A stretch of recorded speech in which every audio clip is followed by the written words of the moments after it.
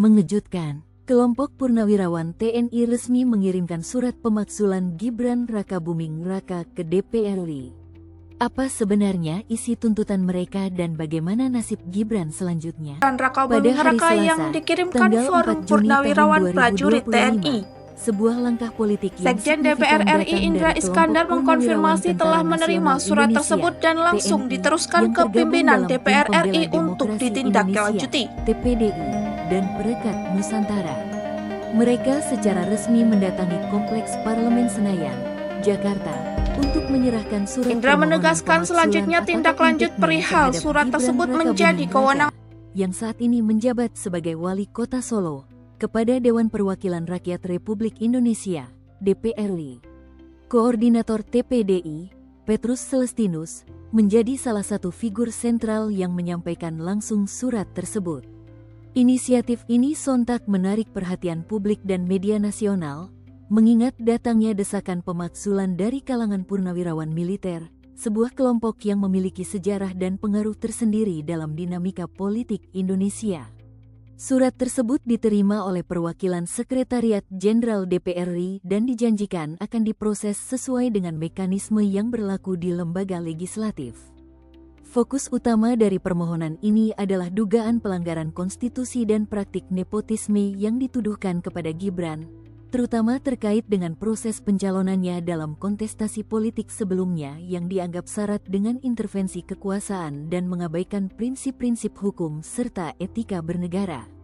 Dasar utama dari pengajuan surat permohonan pemakzulan Gibran Rakabuming Raka oleh kelompok purnawirawan TNI ini adalah serangkaian tuduhan serius terkait pelanggaran konstitusi dan praktik nepotisme.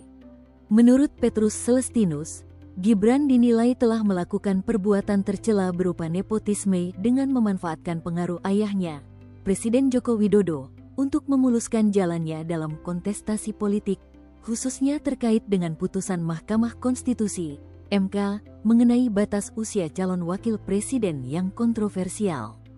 Putusan MK tersebut dianggap sebagai pintu masuk bagi Gibran dan dinilai sebagai bentuk penyalahgunaan kekuasaan, abuse of power, yang difasilitasi oleh lingkaran kekuasaan istana. Lebih lanjut, kelompok purnawirawan ini menyoroti apa yang mereka sebut sebagai praktik dinasti politik yang dibangun secara sistematis, yang dianggap bertentangan dengan semangat reformasi dan prinsip-prinsip demokrasi yang adil dan setara. Mereka berpendapat bahwa tindakan Gibran dan pihak-pihak yang mendukungnya telah mengabaikan etika, moral, serta norma hukum yang berlaku di Indonesia. Pengajuan surat ini merupakan puncak dari akumulasi kekecewaan dan keprihatinan berbagai elemen masyarakat, termasuk para purnawirawan TNI, terhadap praktik politik yang dinilai semakin jauh dari cita-cita luhur bangsa. Mereka berharap DPR RI dapat menggunakan kewenangannya untuk menyelidiki secara tuntas dugaan-dugaan tersebut dan mengambil tindakan tegas jika terbukti adanya pelanggaran. Keterlibatan kelompok purnawirawan TNI dalam mengajukan permohonan pemakzulan Gibran Rakabuming Raka memberikan dimensi yang unik dan signifikan dalam lanskap politik Indonesia.